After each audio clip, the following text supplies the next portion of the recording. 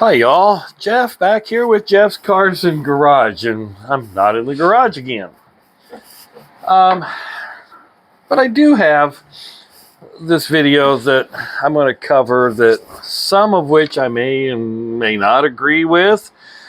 But the topic today is 11 classic cars to stay away from buying. Now, one of the cars on here, well, none of the cars on this list, and this is 11 of them, is a Mercedes-Benz. So how about that?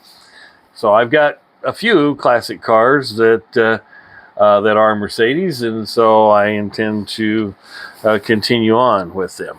However, I do have pictures so that y'all can see what I'm talking about, and these are probably from, most of these are from the 70s and early 80s because they're becoming in that era. You know, people are showing interest in collecting them, and again, a couple of them I'm going to disagree with. So without further ado, the first one on my list is the Maserati Bi-Turbo, and so there's the car. Now, while I think that is a stylish car, it like even Maserati today, it still has electrical issues and poor build quality, and expensive to maintain and repair. So that's from this list. The next one on the list is, this is the Triumph Stag. And while that, again, it's a stylish car, but poor reliability, and this car had a lot of overheating issues. So that became part of it, and now to get parts for it today are probably going to be a little bit harder to get. The next car, and I kind of disagree with it because they are starting to go through a lot of the auctions and people are spending the time to fix them up, is the 76 to 81, this era of Camaro. Now, I grew up, this is the car that a lot of friends of mine had in high school. It was during the oil embargo, so the federal government had reduced everything down to where they were so underpowered. I mean, there was no performance to them. But it also rusted. I mean, you had your typical rust over the rear wheel wells and down here on the rockers and so on and so forth. And in this list, it didn't mention the Pontiac Firebird in the same era too, but I would venture to say that that's probably going to be it. But I disagree with this. I think that you can get body panels on these. You can do LS swaps. You can make these performance cars, and you really have yourself a nice ride and can profit from it a little bit. The next one on the list is the early Porsche 911s. I'm going to agree with it, even though I like the car. Rust. They were rust buckets. I mean, you go back into that era of Volkswagen and Porsche and so on and so forth, and they all rusted, underneath. And so because they're a unibody style car, those were hard to, you pretty much had to rebuild the underneath side of it. And this probably held true up until the 1970s. The next car, undoubtedly, AMC Pacer, it was a dumb car. I mean, is it worth buying and collecting and fixing, to try and, have it in a collection? Personally, I mean, again, I grew up around these cars. They were ugly then, and I still think they're ugly now. The next was the Corvair, and the jury's out on this one. Again, poor performance. It was Chevrolet's answer to, kind of the smaller car market. You know, it's a personal preference in this one. So, quite frankly, I don't know.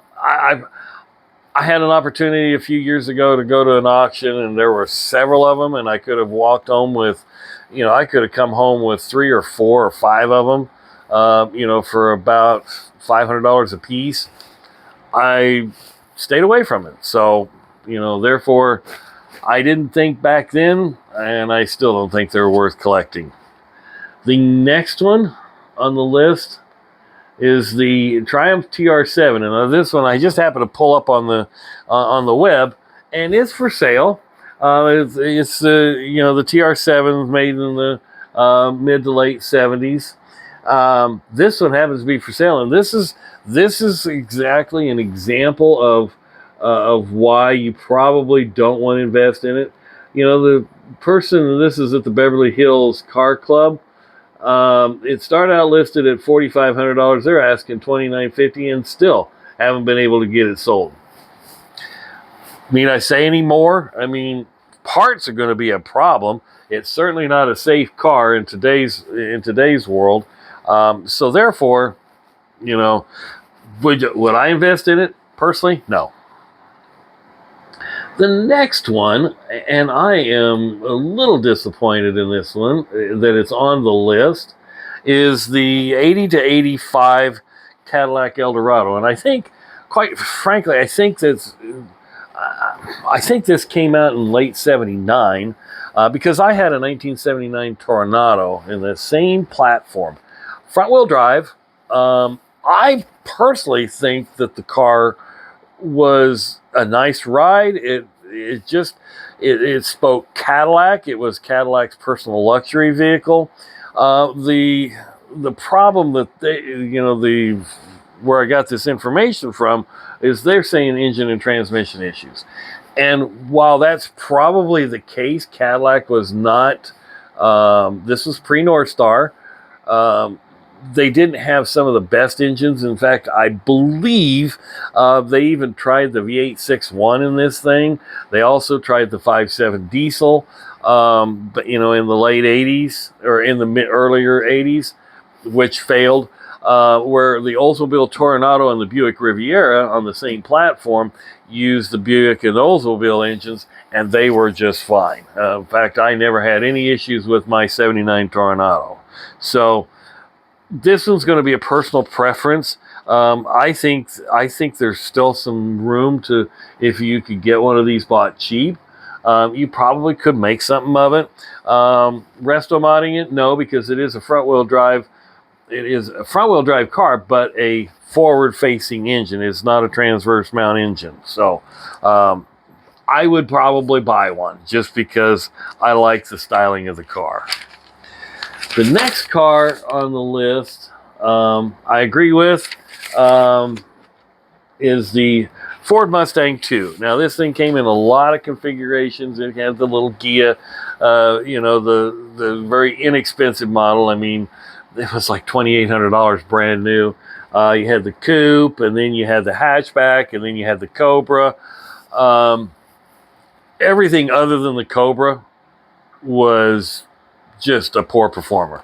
Used the same engine as in the 4-cylinder, used the same engine as the Pinto, a little bit bigger car to move around. So, quite frankly, well, I didn't care for them back then, and I had a good friend of mine in high school that I rode around with a lot in that, and I had somebody post high school that had the Cobra.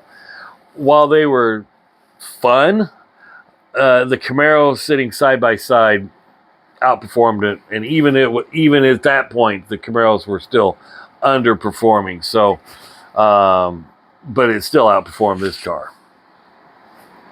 The next, I don't know a lot about it. It's the Jensen Interceptor. Probably not very many of them in the United States. 66 to 76. These things probably are not an investment for today because, well, A, they got rust issues. B, you'd have to make your own body parts. C, they were gas hogging the time. And D, where are you going to get parts? I'm just saying. And the last car on the list, whoops, I don't have a picture of it. I do not have a picture of it. Let me see if I can get one found here. Is the first generation,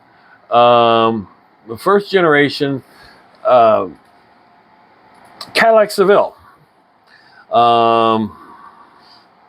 And that one, while it was and it came out in 1976, I thought it was a stylish car. I really did. But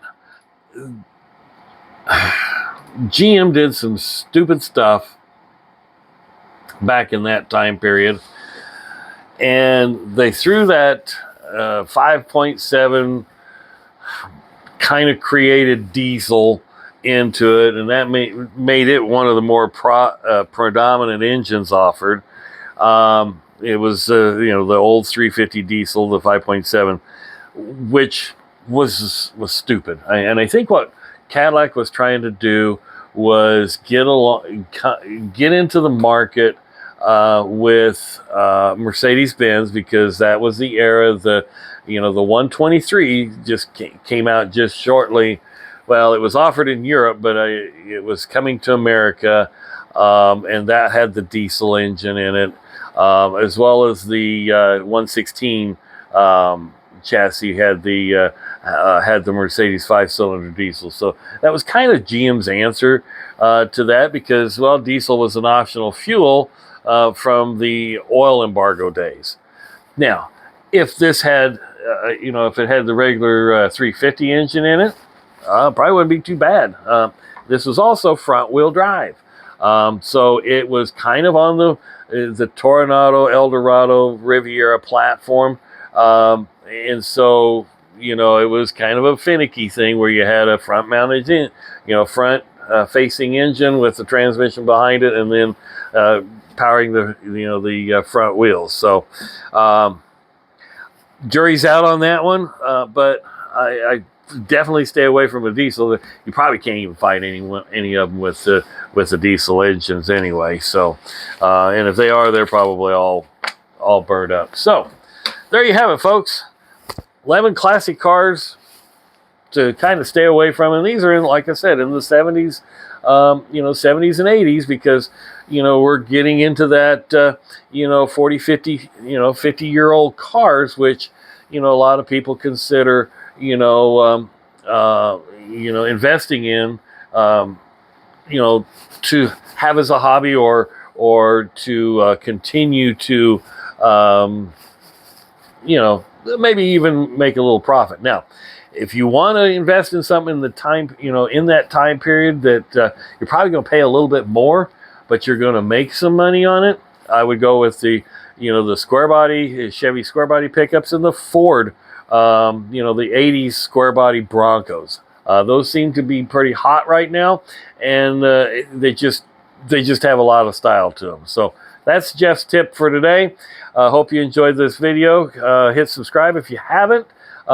Please share this with your friends. Set a reminder to when I come out with other videos. So appreciate you watching, and have a great day.